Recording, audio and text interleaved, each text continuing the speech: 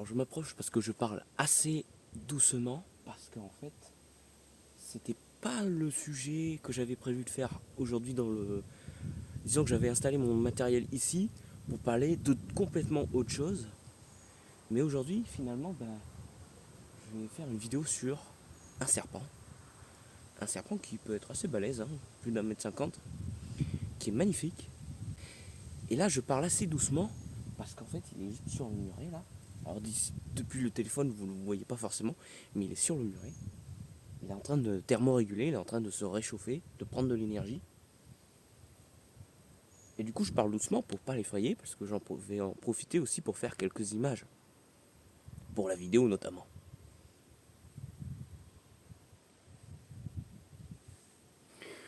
Bon, j'ai pas eu le temps de faire vraiment des images.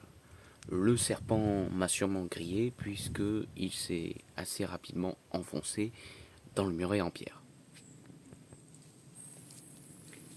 Mais en fin d'après-midi, une nouvelle opportunité se présente. Un individu d'à peu près 70 ou 80 cm de long thermorégule sur le chemin qui mène à un de nos ateliers. Voici donc la couleuvre verte et jaune.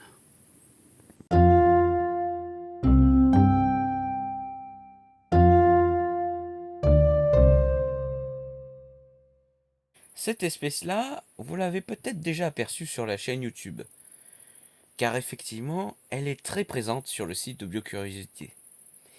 Et donc, je la rencontre régulièrement. Et il m'est déjà arrivé de partager plusieurs rencontres que j'ai pu faire donc avec cette espèce. Oh, bah oui, tu souffles. Elle est Oh là là, facilement elle est pas reconnaissable contente. avec ce motif Oh là caractéristique jaune et là. noir. Allez. Comme je disais en début de vidéo, c'est un serpent qui Mais peut oui, avoir une belle t'inquiète pas, taille, ça pose puisque juste 2-3 adultes, planches et après je mange. les individus vont mesurer entre 1 m et 1,60 m. Et il y a même eu des individus observés à 1,70 m. Son aire de répartition se trouve principalement en France et en Italie.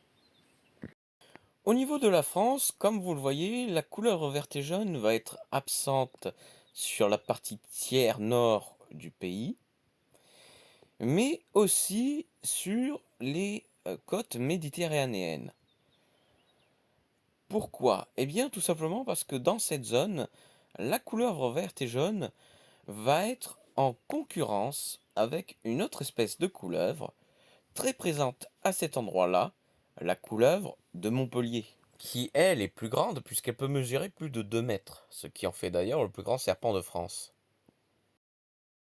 Malgré leur grande taille, les couleuvres ne représentent aucune menace pour l'homme. Il faut savoir qu'en France, on a deux catégories de serpents, les couleuvres et les vipères. Et la principale différence entre les deux, c'est la présence de venin. Comme vous le voyez, chez la vipère, on a des crochets inoculateurs de venin. C'est ce qui permet d'injecter tout simplement le venin dans les proies. Mais vous voyez que ces crochets ne sont pas présents chez la couleuvre. La couleuvre n'a donc pas de venin et donc n'est pas dangereuse. La morsure de la couleuvre n'est pas dangereuse. Parce qu'effectivement, ces deux serpents ont deux techniques de chasse différentes. Les vipères vont donc mordre leur proie, injecter du venin, et tout simplement attendre que celle-ci meure des suites du venin.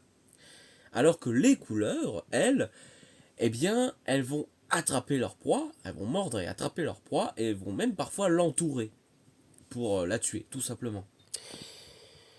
Et donc, étant donné que notre serpent n'a pas de venin, on peut donc s'approcher en toute sécurité. Je suis, 20 cm? Elle bouge pas.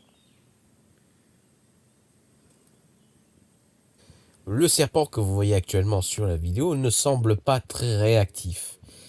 C'est normal. Les reptiles ont tendance à être plus calmes et moins réactifs lorsqu'ils font de la thermorégulation. La thermorégulation, c'est ce qui permet tout simplement aux reptiles de produire leur chaleur et donc leur énergie. Parce que les reptiles ne fonctionnent pas de la même manière que nous. Nous, on produit notre chaleur et notre énergie en brûlant tout ce que l'on mange. et cela se fait quasiment de manière permanente dans notre système digestif. Cela explique que, contrairement aux reptiles, eh bien nous avons une température interne stable, aux alentours des 37 degrés. Mais les reptiles, eux, n'ont pas ce système-là. Effectivement, leur température interne va varier en fonction notamment de la température de l'environnement ambiant. Mais les reptiles sont comme tous les êtres vivants, ils ont besoin de chaleur et d'énergie pour vivre. Et donc, pour obtenir cette chaleur et cette énergie, ils vont donc utiliser la thermorégulation, donc c'est-à-dire qu'ils vont s'exposer au soleil pour capter un maximum de rayonnement. Et grâce à ça, eh bien, ils peuvent faire leur chaleur et leur énergie. Revenons plus précisément à notre couleuvre verte et jaune, parce qu'il y a encore pas mal de choses importantes à dire. La couleuvre verte et jaune, comme beaucoup de serpents d'ailleurs, est ce que l'on appelle d'un point de vue écologique un prédateur prédaté. Ça veut dire tout simplement que, eh bien, elle va chasser des proies, mais que elle aussi risque de devenir une proie pour certains animaux. Au niveau de ses proies, la couleuvre verte et jaune va principalement manger des micro-mammifères comme des mulots ou des campagnols par exemple.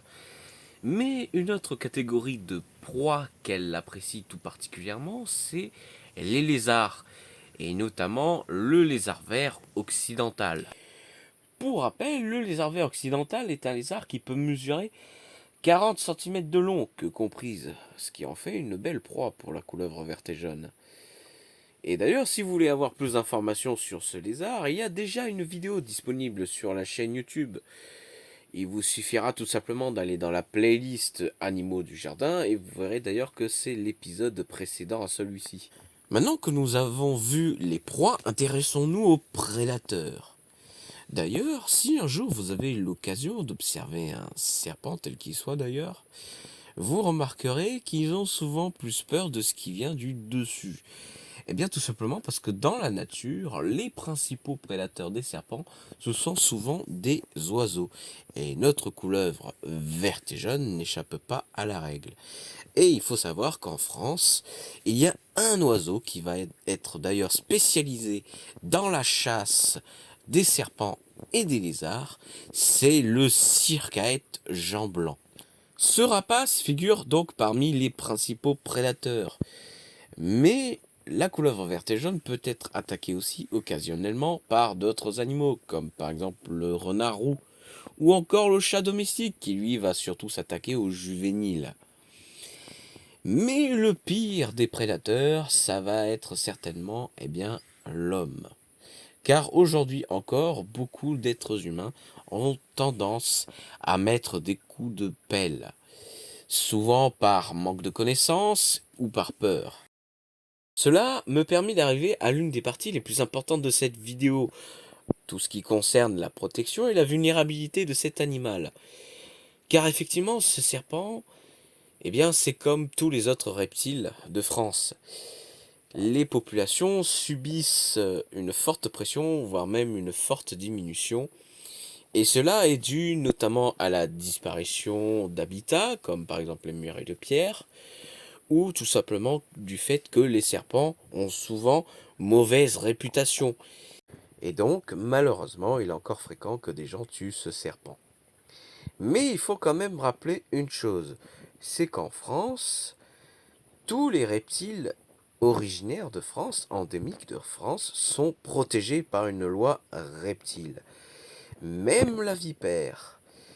Et donc notre couleuvre verte et jaune bénéficie dans ce cadre-là de ce que l'on appelle une protection absolue, une protection stricte. C'est-à-dire qu'il est strictement interdit eh bien, de la tuer ou de détruire les œufs ou même tout simplement de la toucher. Le mieux donc, si vous la croisez, c'est tout simplement de la laisser tranquille. Et vous savez quoi? L'avoir dans son jardin, c'est une très bonne nouvelle. Parce que, comme on l'a vu, la couleuvre verte et jaune mange du micro-mammifère. Et tous ceux qui ont un jardin, et notamment un potager, Eh bien, vous savez que les micro-mammifères peuvent causer de lourds dégâts sur les cultures.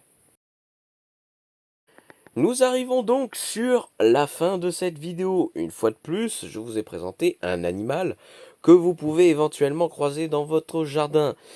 Un animal qui peut être impressionnant et qui peut même faire peur, mais qui est complètement inoffensif, qui ne représente aucun danger pour l'homme, et qui en plus peut s'avérer être utile.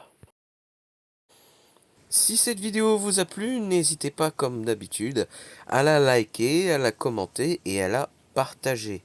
Et si vous voulez être au courant de la sortie des prochaines vidéos, n'hésitez pas aussi à vous abonner à la chaîne YouTube, à activer la petite cloche.